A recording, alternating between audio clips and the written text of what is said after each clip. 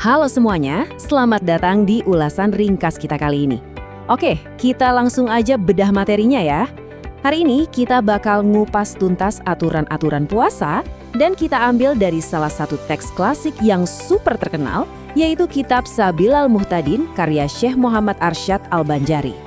Kita bakal lihat dari fondasi fikihnya di masa lalu, sampai gimana sih praktiknya di tengah gaya hidup modern kita yang serba cepat ini. Seru kan? Nah, ini dia 5 poin yang bakal kita bahas hari ini. Mulai dari syarat dan rukun dasar, 4 syarat wajib, kondisi boleh berbuka, waktu niat menurut 4 mazhab, sampai yang terakhir, gimana penerapannya di transportasi modern? Oke, bagian pertama, syarat dan rukun dasar puasa. Ibarat bangun rumah, praktek ibadah yang sah itu butuh fondasi yang ketat dan jelas biar bisa berdiri tegak kan? Jadi, ada 3 pilar atau rukun utama nih yang bikin puasa itu bisa dianggap sah. Rukun itu elemen yang wajib banget ada loh. Pertama, niat. Buat puasa wajib kayak Ramadan, aturannya ketat banget. Niatnya harus di malam hari sebelum fajar menyingsing. Karena tiap hari dalam puasa wajib itu dihitung sebagai ibadah yang terpisah. Kalau puasa sunnah beda lagi, niatnya masih bisa nyusul di siang hari. Langkah kedua, menahan diri dari makan, minum, dan hal-hal yang membatalkan dengan sengaja. Dan yang ketiga, ya tentu saja eksistensi orang yang berpuasa itu sendiri dong. Nah, selain rukun tadi, ada 3 syarat mutlak yang melekat buat orang yang puasanya. Dia harus beragama Islam, full dari fajar sampai matahari terbenam. Terus, harus berakal sehat. Ini sering banget salah paham loh. Kalau orang kehilangan akal kayak gila, mabuk, atau pingsan seharian penuh, puasanya otomatis batal. Tapi, kalau Anda cuma tidur pules seharian, puasanya tetap sah, asyik kan? Terakhir, khusus perempuan harus suci dari haid dan nifas. Kalau tamu bulanan ini datang di pertengahan hari, puasanya batal saat itu juga. Masuk ke bagian kedua, 4 syarat wajib puasa Ramadan. Dari syarat sah tadi, kita kerucutin lagi nih, siapa aja sih yang secara hukum wajib buat menjalankan puasa? Jawabannya ada 4. Pertama, berakal. Jelas ya, orang gila atau yang nggak sengaja mabuk nggak kena kewajiban. Kedua, balik atau dewasa. Anak umur 7 tahun itu cuma dianjurkan buat edukasi aja, belum wajib. Ketiga, beragama Islam. Aturannya tuh adil banget di sini. Buat mu'alaf yang baru masuk Islam, mereka nggak perlu repot-repot ganti puasa pas zaman sebelum beriman. Tapi kalau ada orang yang murtad, lalu balik lagi ke Islam, nah itu wajib banget diqodha alias diganti. Syarat keempat, secara fisik dia harus mampu.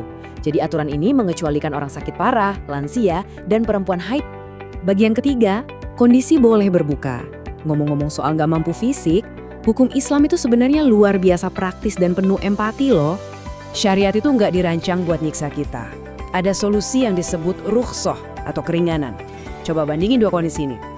Di satu sisi ada bahaya fisik langsung, kayak sakit demam parah atau rasa lapar dan haus ekstrim yang bahayain nyawa. Di sisi lain ada kesulitan situasional, misalnya pekerja kasar kayak petani yang lagi panen atau kuli bangunan yang susah nyari nafkah kalau maksain puasa, ditambah lagi para musafir yang perjalanan jauh. Buat mereka semua ini diberikan jalan keluar demi keselamatan dan kebaikan mereka sendiri. Oke, bagian keempat, perdebatan waktu niat menurut 4 mazhab. Siap-siap ya, kita bakal sedikit menyelam ke isu teknis perdebatan ulama klasik, tapi tenang aja, kita bikin super gampang dipahami.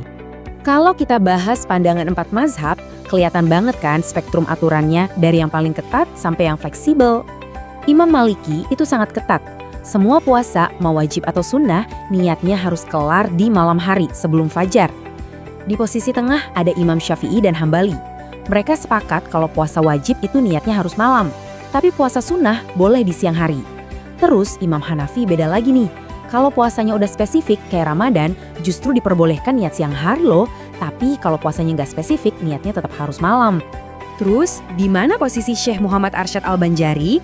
Berdasarkan penjelasan dalam kitab Sabilal Muhtadin, pemikiran beliau ternyata sejalan dengan pandangan mazhab Syafi'i dan Hambali. Kesimpulannya jelas, puasa fardu itu niatnya di malam hari, sedangkan puasa sunnah masih boleh diniatkan siang hari, asalkan belum makan, minum, atau lakuin hal yang ngebatalin puasa. Lanjut ke bagian kelima, fikih musafir di era transportasi modern. Ini nih bagian yang paling ditunggu-tunggu. Gimana kita bisa nyambungin teks klasik dari ratusan tahun lalu langsung ke realitas kita hari ini? Coba bayangin deh, dulu di zaman klasik yang namanya safar itu pasti berarti jalan kaki berhari-hari, naik unta, berdebu, bahaya, dan capek fisik luar biasa. Tapi tanyakan ke diri Anda, Gimana kalau hari ini kita jalan-jalan naik pesawat dengan kabin ber-AC yang super dingin? Atau kereta cepat di mana kita tinggal duduk rebahan bersantai? Apa kita masih berhak membatalkan puasa? Jawabannya dijelaskan dengan sangat elegan lewat fatwa dari Ibnu Taimiyah. Beliau menegaskan satu poin krusial banget. Keringanan berbuka puasa itu patokan hukumnya adalah jarak perjalanan meninggalkan wilayah tempat tinggal, bukan diukur dari seberapa menderitanya Anda. Kesulitan itu hikmahnya, tapi jarak adalah syarat hukumnya. Jadi senyaman apapun perjalanan Anda hari ini, hak keringanan buat buka puasa itu tetap ada loh. Berdasarkan prinsip tadi, dan kalau kita kembalikan ke sudut pandang Sabil Al-Muqtadin, kesimpulannya sangat tegas. Paket transportasi super cepat dan nyaman zaman now itu tetap diakui secara sah sebagai safar. Anda berhak 100% dapat ruksah alias keringanan buat buka puasa, lalu menggantinya di hari lain. Asalkan jarak tempuhnya sesuai syarat dan pastinya perjalanannya bukan buat maksiat ya.